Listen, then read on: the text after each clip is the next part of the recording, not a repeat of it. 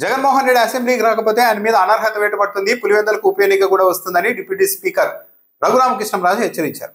సరే, ఈ వ్యాఖ్యలు బాగా నిశ్చితంగా గమనిస్తే రఘురామకృష్ణంరాజు గారి ఉద్దేశం జగన్మోహన్ రెడ్డి అసెంబ్లీకి రావాలి, ఇక్కడ ఒక అర్థవంతమైన చర్చ జరగాలి, ప్రజలకు మంచి జరగాలి అన్న కోణం కనిపించదు. కేవలం జగన్మోహన్ రెడ్డిని బెదిరిస్తున్నట్టు, జగన్మోహన్ రెడ్డిని ర్యాగింగ్ చేస్తున్నట్టుగానే ఈ వ్యాఖ్యలు కనిపిస్తాయి. ఎందుకంటే డిప్యూటీ స్పీకర్గా ఉన్న వాళ్ళు సభకు ఒక సభ్యుడిని ఆహ్వానించాలి అనుకున్నప్పుడు, ఒక పార్టీని ఆహ్వానించాలనుకున్నప్పుడు రండి చర్చిద్దాం, ప్రజలకు మంచి జరుగుతుంది అని పిలుస్తారే కానీ ఏదో ఒక స్కూల్ పిల్లాడిని బెదిరించినట్టుగా మీరు అసెంబ్లీకి రాకపోతే నీ ఎమ్మెల్యే పదవి పోతుంది అని హెచ్చరించడం అన్నది, దీని వెనుక ఉద్దేశం ఏంటంటే జగన్మోహన్ రెడ్డిని ఒక బెదిరించాలి, ర్యాగింగ్ చేయాలన్న ఉద్దేశమే స్పష్టంగా కనిపిస్తుంది. నిజంగానే జగన్మోహన్ రెడ్డి తన ఎమ్మెల్యే పదవి పోతుంది అని హెచ్చరించినంత మాత్రాన తన నిర్ణయాలు మార్చేసుకొని భయపడిపోయి వచ్చేస్తారా? I will see the Jaganmohan Reddy end అని సోనియా గాంధీ స్వయంగా చెప్పిన తర్వాత కూడా పార్టీ పెట్టి జగన్మోహన్ రెడ్డి ముందుకు వెళ్ళారు కదా. అలాంటిది ఇప్పుడు మీ ఎమ్మెల్యే పదవి పోతుంది అనగానే భయపడేసి జగన్మోహన్ రెడ్డి అంతా వణికిపోయి మెట్టు దిగేసి వస్తారా? అసలు ప్రజాస్వామ్యబద్ధంగా ఎన్నికలు జరిగితే పులివెందుల్లో తెలుగుదేశం పార్టీ గెలుస్తుంది అని ఎవరైనా చెబితే తెలుగుదేశం పార్టీలో ఉన్న మైనర్ కార్యకర్తలైనా నమ్ముతారా? కొంతమంది అనొచ్చు, మొన్న పులివెందుల జెడ్పీటీసీ గెలిచారు కదా తెలుగుదేశం పార్టీ వాళ్ళని, కానీ అక్కడ ఏం జరిగిందో ప్రపంచానికి మొత్తం తెలుసు.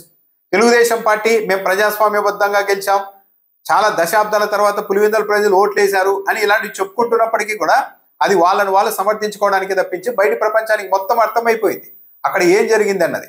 ఆ పులివెందుల జెడ్పీటీసీ ఎన్నికల ముందు వరకు టీవీ చర్చ కార్యక్రమంలో టీడీపీ మద్దతుదారులుగా ఉన్న వాళ్ళు చంద్రబాబు నాయుడు ఒక గొప్ప ప్రజాస్వామికవాది అని మాట్లాడేవారు.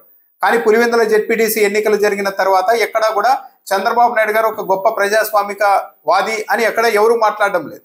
ఎందుకంటే ఆ పులివెందుల్లో ప్రజాస్వామ్యం పైన జరిగిన అఘాయిత్యం అన్నది లోపల గుర్తుకొస్తూ ఉంటుంది. సరే, ఈ బెదిరింపులకు భయపడి జగన్మోహన్ రెడ్డి అసెంబ్లీకి రాకపోవచ్చు, ఉప ఎన్నికలు కూడా రావచ్చు అనర్హత పెట్టేసి. ఏం జరుగుతుంది?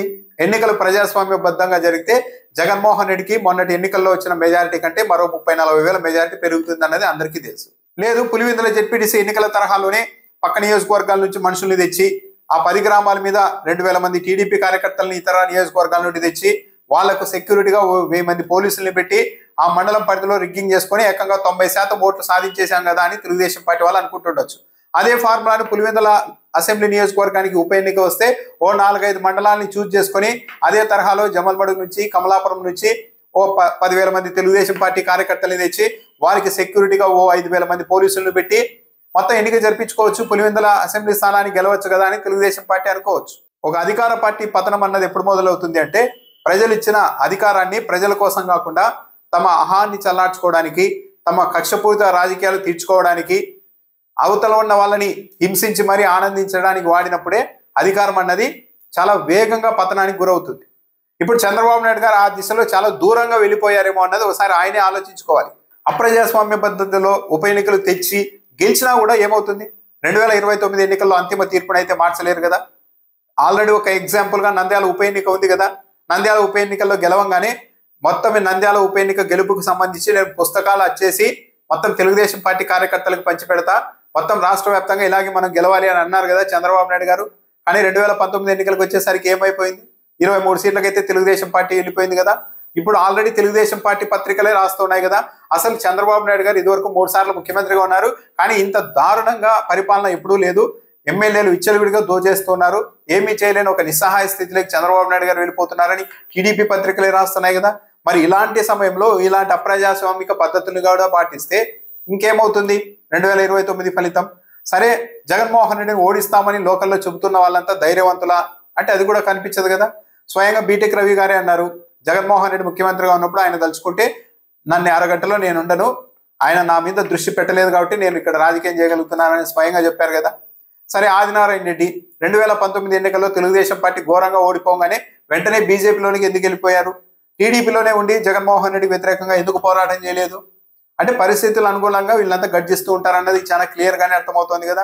సరే, అసెంబ్లీకి రాకపోతే అనర్హత వేటు పడుతుంది అంటూ ఇలా బెదిరించేసి వైసీపీలో గెలిచిన ఒకరిద్దరు ఎమ్మెల్యేలు కూడా లొంగ తీసుకోవచ్చు, మిగిలిన నిలబడిన వాళ్ళ స్థానాల్లో ఉప ఎన్నికలు కూడా తీసుకురావచ్చు, మొత్తం పోలీసుల్ని టీడీపీ కార్యకర్తల్ని అందరినీ మోహరించి రిగ్గింగులు చేసుకొని కూడా గెలవచ్చు.